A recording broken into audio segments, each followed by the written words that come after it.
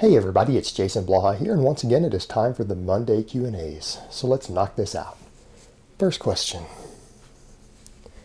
Hey Jason, I'm running your novice 5x5 now. Love it so far, but I want a little bit more understanding of programming. Can you explain how and why resets work? I made recently first one and it works, but I just can't grasp how simple reduction of weights can restore progress. Thank you. The thing that you need to remember when you're in the novice phase of training, any sort of training that brings you near a threshold of failure, any sort of workload that is moderately difficult and consistent will put muscle and strength on you. So the whole idea with the novice program is that I'm keeping you training near failure with sufficient volume to stimulate large amounts of muscle growth and strength while keeping you short of failure while continuing to progress. So the way that works, what happens is that, let's say the 5x5 on your squats, for example, you're progressing on it, you're gaining muscle and strength rapidly with 25 working reps through the workout. So what ends up happening, you're increasing the weight and then it gets close to stall, or you do stall, you break down your form, or you fail to hit reps because the weight is getting too heavy to complete all of the 5x5. So what ends up happening when you bring the weight back down, you're still working at a threshold that is enough to stimulate gains. But what ends up happening is that your technique cleans back up, your form cleans back up, you'll stop short repping the weights a little more, you might pause a little more at the bottom because everything feels lighter and easier. So you're going to end up using better technique, and you're going to strengthen those weak points in the lift more that you were failing to hit when you were hitting failure. Because again, what happens is that form tends to break down. People try to use little technique trips to push through or cheat through the weak points of the lift. And so by scaling it back down, you're back to working those weak points, say the bottom of the squat, you're pausing on it more and everything. And so you get stronger faster again, because even though you're using a lighter weight, you're focusing more upon those weak points in the lift by using better technique and form. And you're still using a workload and a weight that's enough to stimulate rapid growth and adaptation. So the weight resets are really there to keep you slowly moving forward, and in some cases quickly moving forward, while getting you to bring your technique and form back into check.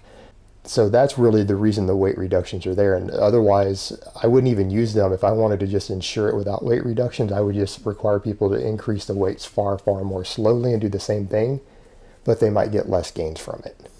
So the weight resets aren't necessarily about using a lighter weight so much as keeping you in the workload range that's going to stimulate growth while making you clean your form back up and focus more on the weak points of the lift.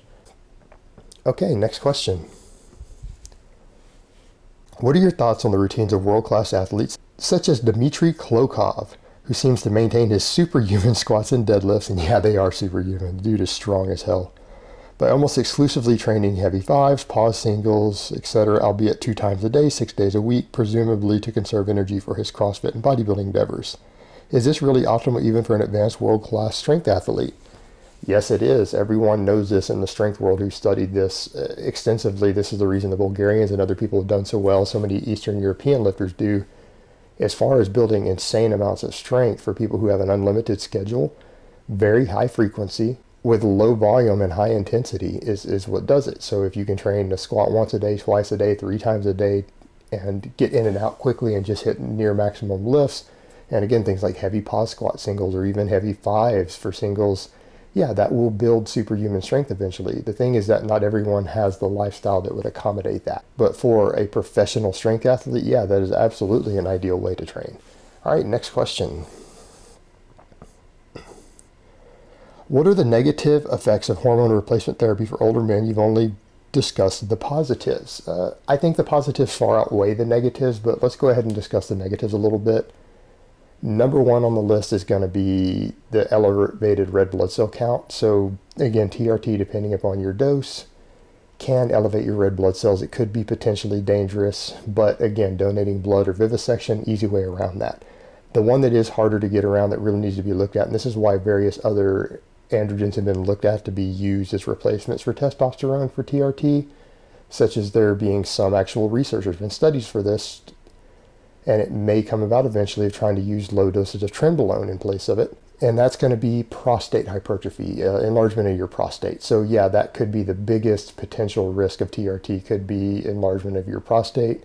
Again, could be affected with a alpha-5 reductase inhibitor, but those also have their own side effects. So I would say that's the biggest thing that people need to look at and be concerned about is definitely going to be their prostate health and their own TRT, because simply put, it can hypertrophy the prostate, and it's something that can be a problem as you start to get to be 50, 60, 70 years old. So it's something you do need to pay attention to if you are on TRT. All right, next question. I have a joint deformity from birth that only allows me to bring my arms up so far. So on the overhead press, I can only bring the bar to just below the tip of my head. I've been doing the movement and getting stronger, but should I even bother doing the overhead press since I can't do the full range of motion? Should I replace them with the incline press, which I can do with full range of motion? I have no pain doing the movement, so it's only about getting the most bang for my buck. Yeah, I would agree with you there. If you can do the incline bench with full range of motion properly and pain-free, but you can't do your deformity, do the overhead press full range of motion, then obviously I would use the incline press to replace the overhead press completely. You can find other stuff to do for your shoulders, for your side and rear delts. So 100% absolutely will back you on the incline press instead of the overhead press if you're not physically capable of doing the full range of motion. All right, next question. Do you need anything more than deadlifts and chin-ups to build a good back? I would say no. I mean, I would recommend various other things depending upon your goals, but if your goal is just to get a large, well-developed back, you could put all of your focus on the deadlift and the chin-up, progressive overload, plenty of volume on those, and you can develop a very large, thick, wide, well-rounded back doing that.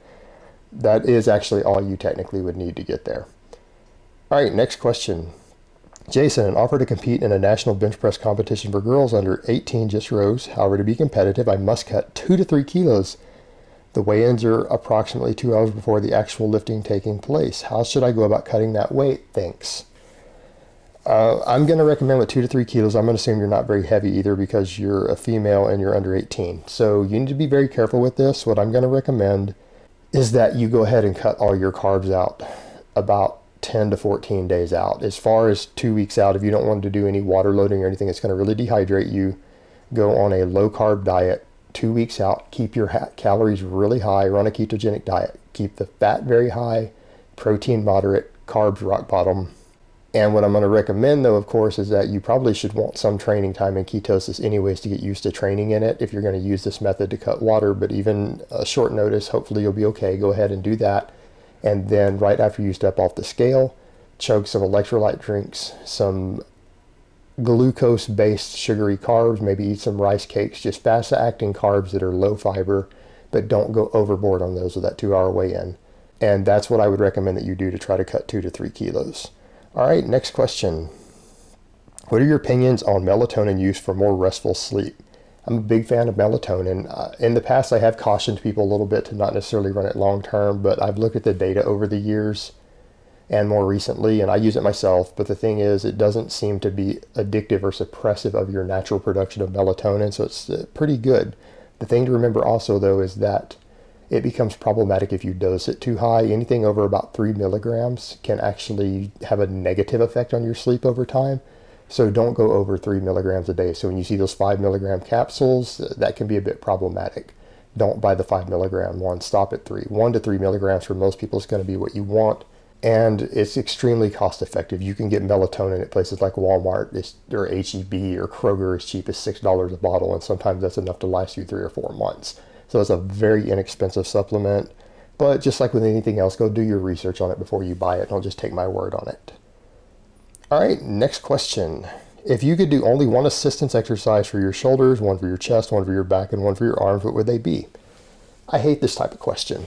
People are always looking for a best or an ideal lift for any given function or body part, and the reality is there is no such thing.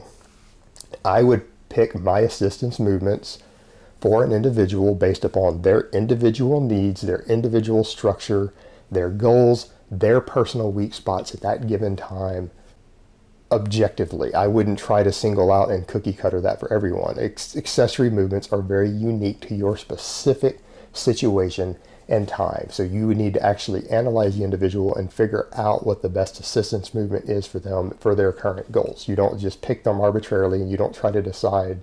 This whole idea that there's an ideal movement or exercise to develop a given muscle that somehow the best one to pick is absurd, and it doesn't work that way. Accessories are very individual in their nature and their need. If you're using them correctly, you're going to reassess them pretty regularly. You might be changing your accessory movements as often as every 3 weeks for a given body part or function.